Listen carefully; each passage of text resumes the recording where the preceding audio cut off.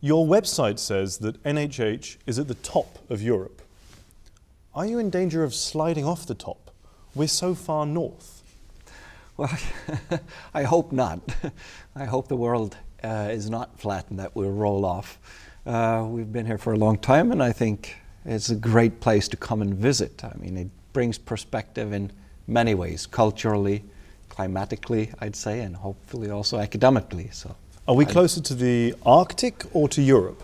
I would say, well, we are in Europe still, which is good, but the Arctic Circle starts north of here. But I think if you want to be close to the Arctic while in Europe, this is a great place to come to. Do you really need education in Norway? What's wrong with the traditional Viking horns and a club? That worked very well before. I don't think we'd get very far now with that. But they were by far peaceful traders. I mean, the bad reputation came from some severe mishaps. Mostly they were traders with excellent ships that went far into Europe to do commerce. And we're still a very open society, although much more civilized now, I would say. Did it work? It worked then, I guess, and it certainly worked now. We do have a lot of exchange with the rest of the world. Very open economy. We travel a lot. We have many foreigners come here to work, and technologically we import a lot. We learn a lot from the world, and we export a lot. So we do benefit a lot from traveling and trading. Is it true that the education here at NHH is free? It is true, yes. It is not free to everybody. The government pays, or our taxpayers do pay from our surplus. We're a wealthy nation, and part of that wealth is invested in human capital. So all of our potential students should have the opportunity to go to a school regardless and not worry about cost. And that has been extended to foreigners also. If it's free, can I take two? I think you can. I don't think really there is a limit. Not two of the same. I mean, if you have a master's in economics and business administration already, most likely you will not be admitted here. But if you have a different master's, even if it's from Norway, you could be welcome to come here and learn about economics and business. Something's free. What's the catch? Well, I wouldn't say there is a catch, actually, and not in this case, not for the student. You could say that Norway is an expensive country to live in, which is one of the reasons why we can afford to give away education or invest so heavily in education. But for the student, there isn't a catch. I can understand the government subsidizing nurses, doctors, engineers. Why subsidize business students? They subsidize basically all higher academic education. So there isn't really a selection of certain fields. And I think that's good. Also, they are big users of academic skills in economics. That's an important part of a welfare society, to understand how to best tax, how to organize a welfare society. So economics and business also in wealth creation is very important. So I think also it's sensible that they do it this way. Maybe it makes sense on a national level, but I can't understand why you would subsidize international business students. Aren't they going to leave?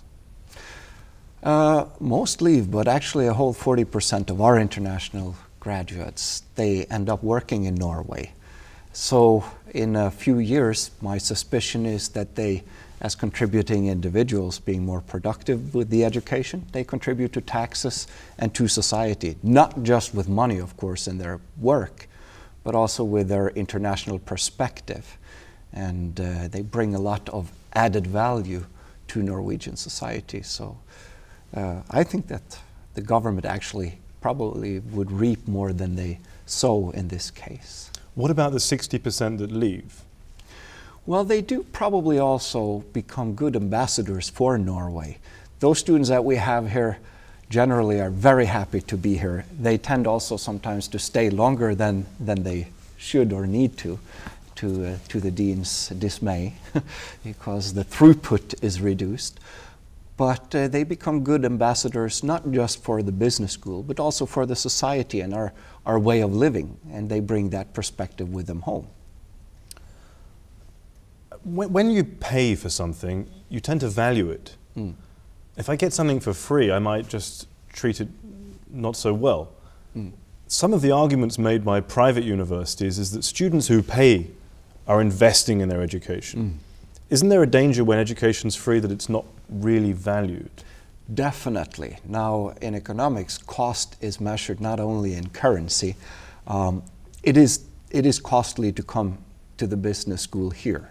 The cost is in the terms of labor up front. You have to have very good grades. You have to have, if GMAT scores are applied to you, they have to be high. So you have put in a lot of effort before you are admitted here. With 770 students admitted every year, it's a very tough place to be admitted to. So in that sense, it's not free at all, not at this school. You're just building a new parts of the building. Is capacity going to change? No, this was incorporated in that. So in the recent years, we have increased the number of students we take in every year for a few years. So in that sense now, fortunately, we have reached the level where we're supposed to be at. So. To talk about specializations, you've got 3 specialized masters, is that right? That's right. We have 3 international programs that are concentrations in either marketing and brand management, international business, and the third is energy, natural resources, and the environment. In addition to those, though, we have a whole host of minors and elective courses in a huge variety of business and economic areas. In terms of those 3, though, are they mutually exclusive? I would say in some sense they're more complements, in the sense that of course you have to choose a program to be admitted to, and that will be your major concentration. But you can also choose a minor, for example, if you're interested in international business, that goes well with energy and resource knowledge. So you could have a minor in that and a major in international business, for example. So I would not call them mutually exclusive, but they sort of reinforce one another. I'm imagining, are there more common groupings of majors and minors? Yes. For our international students, the international business and energy, natural resources, and environment are often combined, but also finance as a minor is very popular, as well as business analysis. So international business combined with a minor in finance is quite popular and is a good background for a career. Are there any subjects here, or minors or electives, that I can't study as a non-Norwegian speaker? There are certain courses, there are rather few that are only offered in Norwegian, but usually there will be some variety of a course similar in topic that is offered in English. So within the disciplines, like economics and various business strategy disciplines, there is a wide variety of English language courses in all of those disciplines. If I come via CEMS, what's my likely study path here? I've got just 1 semester.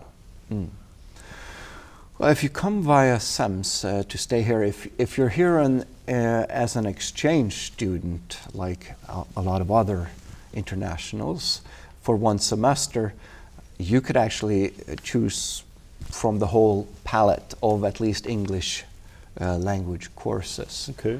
So you could choose virtually any discipline.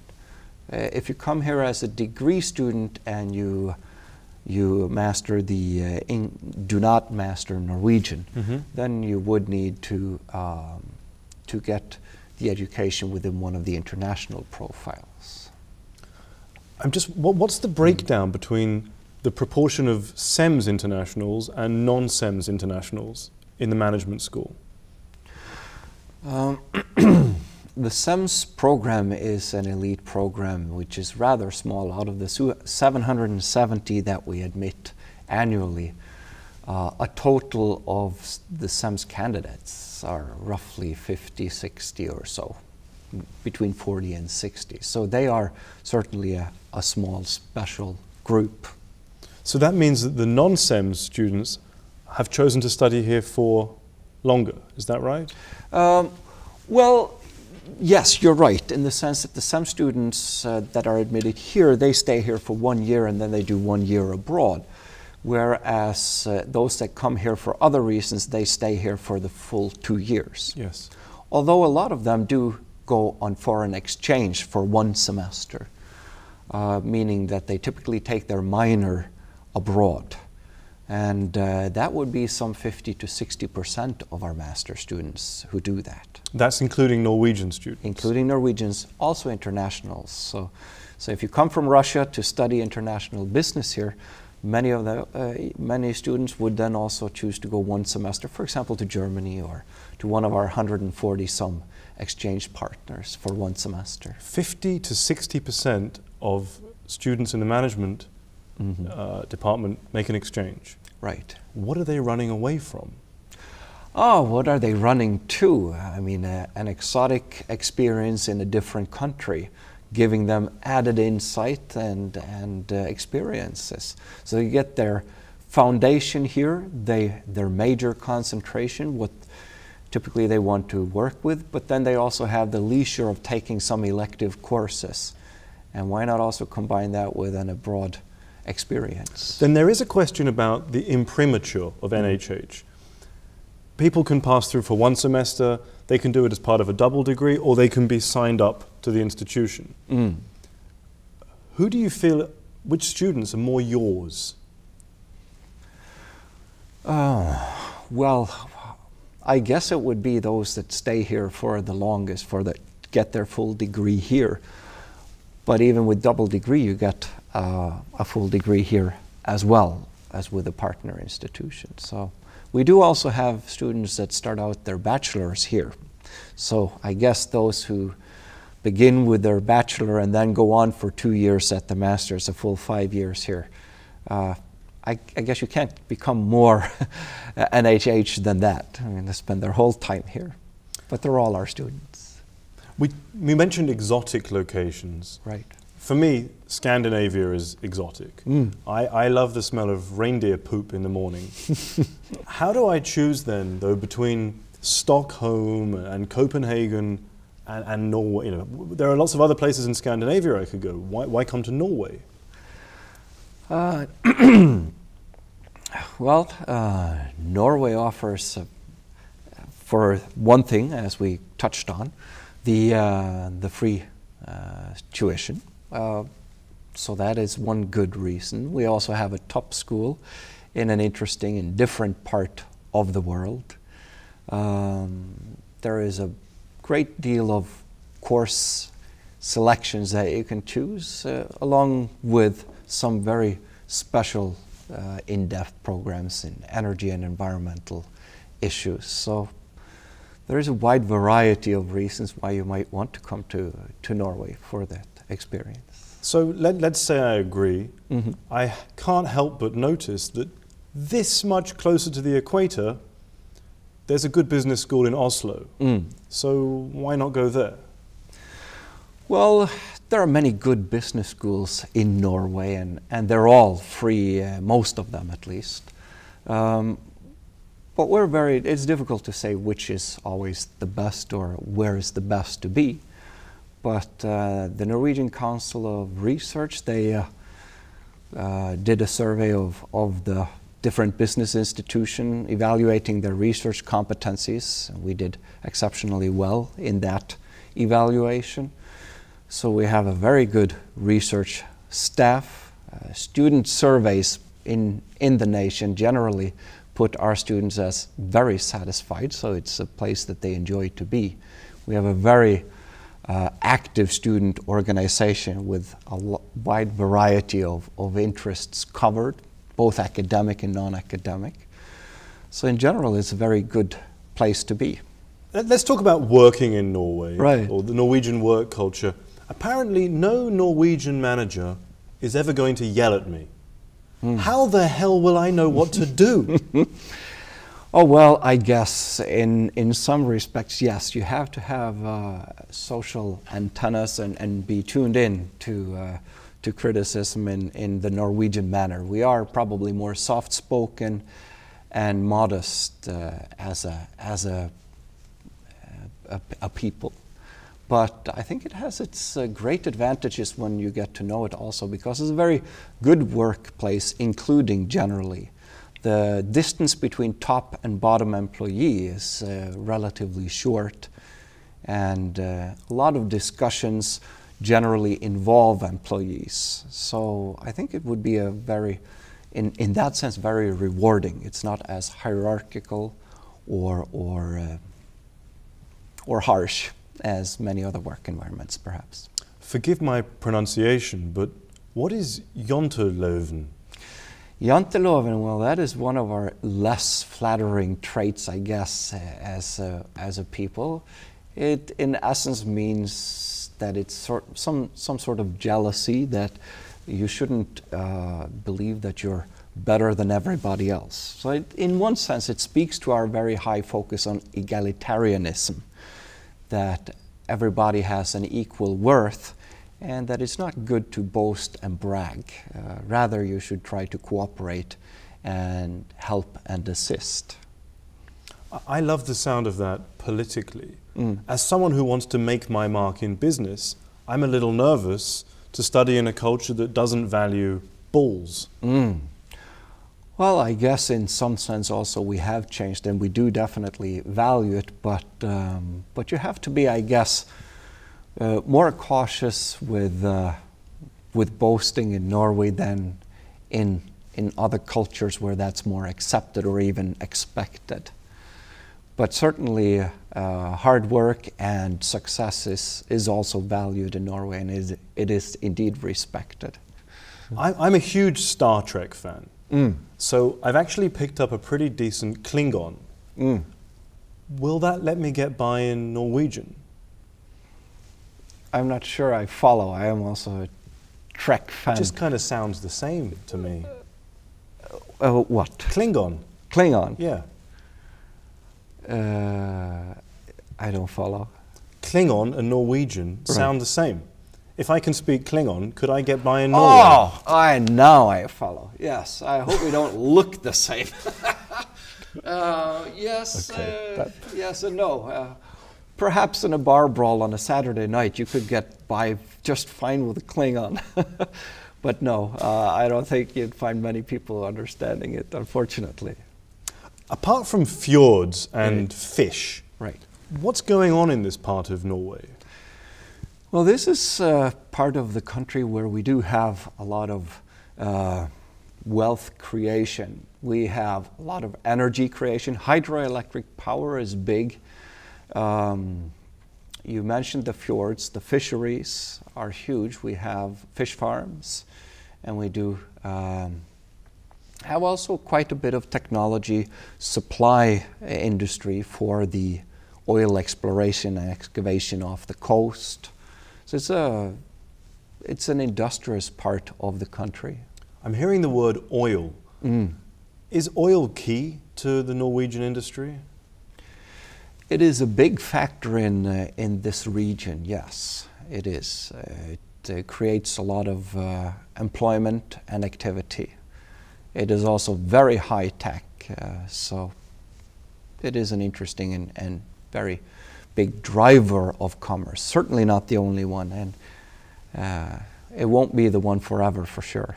Well, because I hear a lot about sustainability, and that's one of the specialisms here. Right. Oil doesn't sound that sustainable to me. I agree, it doesn't, does it? It is a necessity, I guess, in the economy today.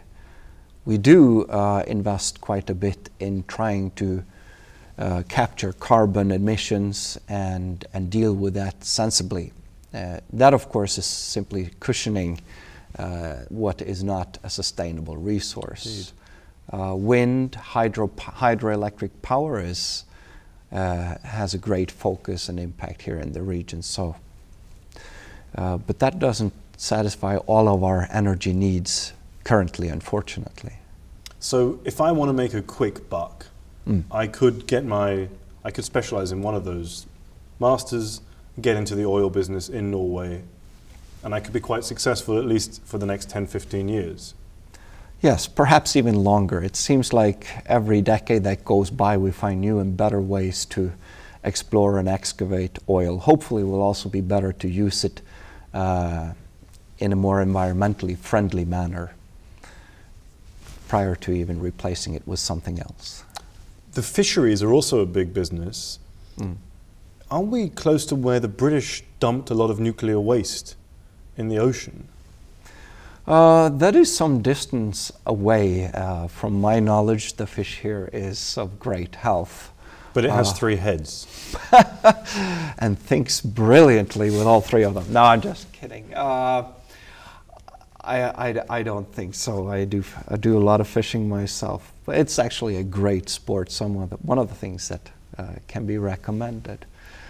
No, we're very keen on sustainable fisheries, not taking out more than what's sustainable, and that's also one of the things that you could study here. I mean, how to take care of natural resources, because even sustainable resources can be drained and depleted, so they have to be taken care of, and that's one of the things that we pride ourselves on teaching. One of the areas I saw was petroleum. There's also shipping.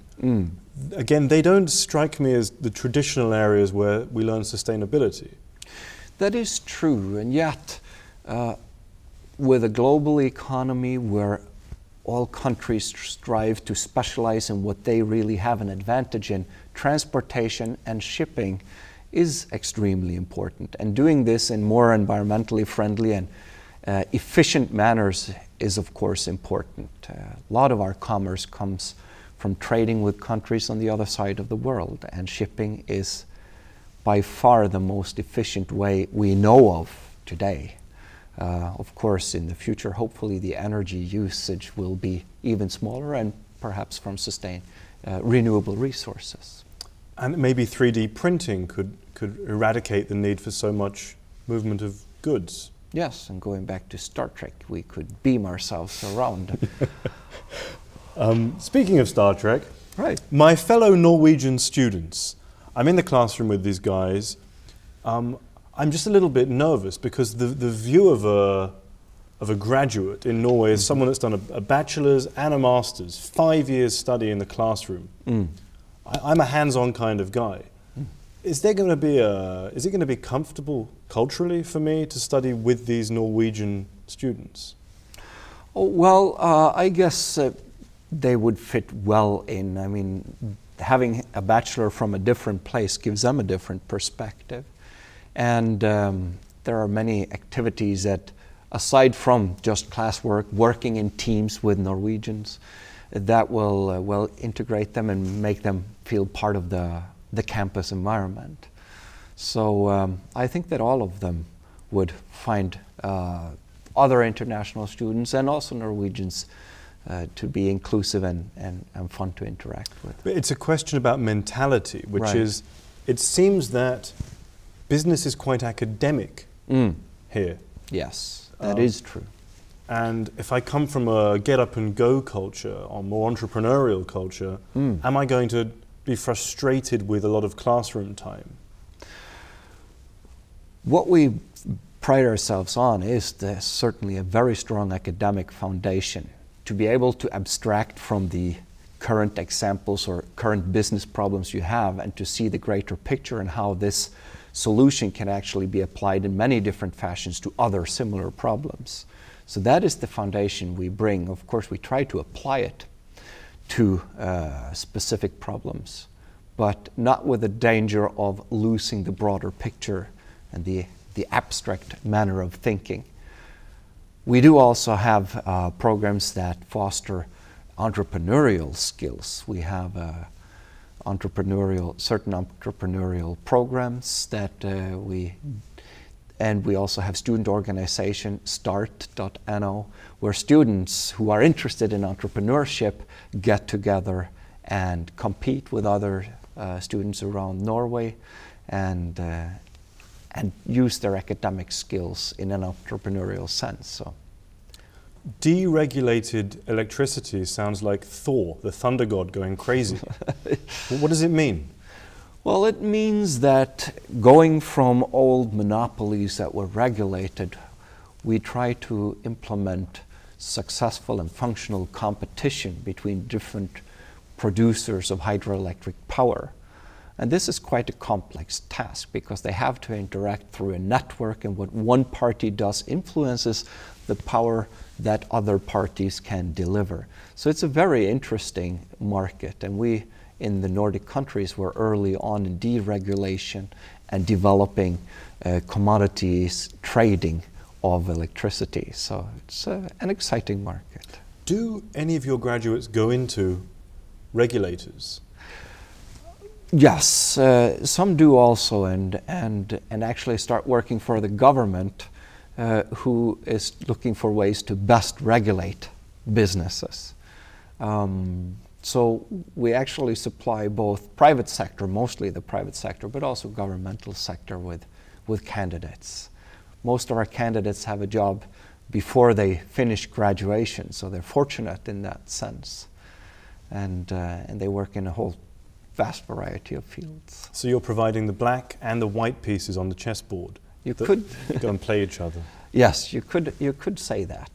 They may not have taken the same concentration or major regulatory issues. Sometimes are more dealt with in the economics and regulatory courses in the economics discipline, but also in economic analysis, as well as it is involved in certain areas in the energy, natural resources, and environmental study.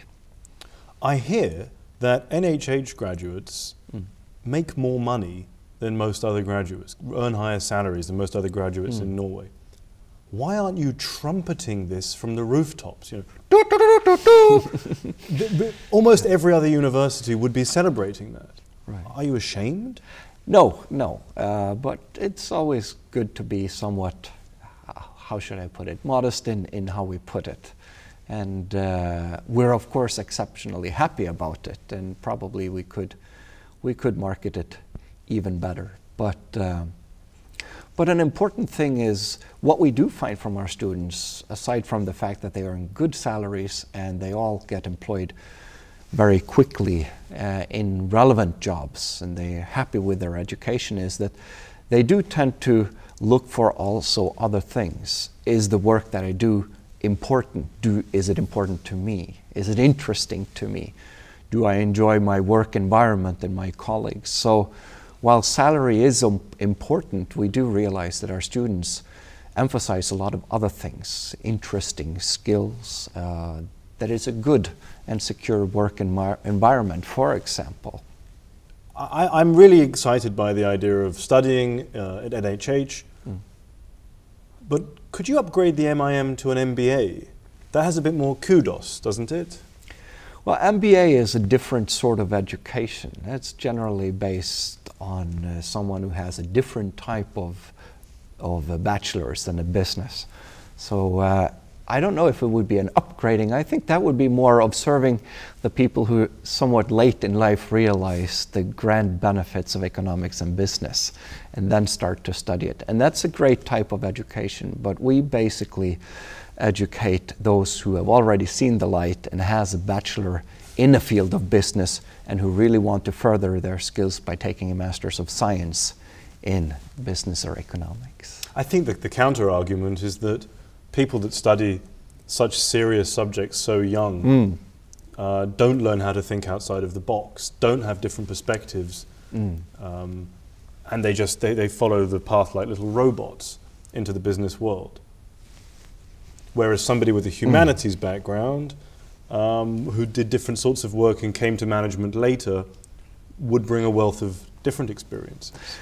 I guess you could say that. They definitely would have a broader education, and given that they have a different bachelor's.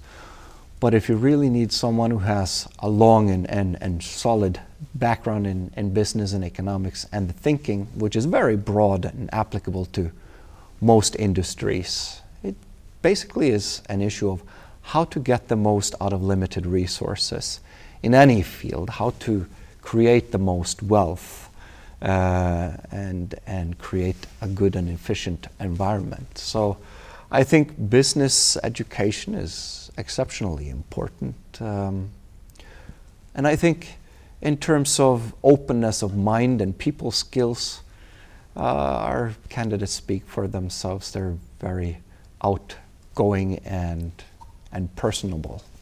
So I think that's more of a personal trait.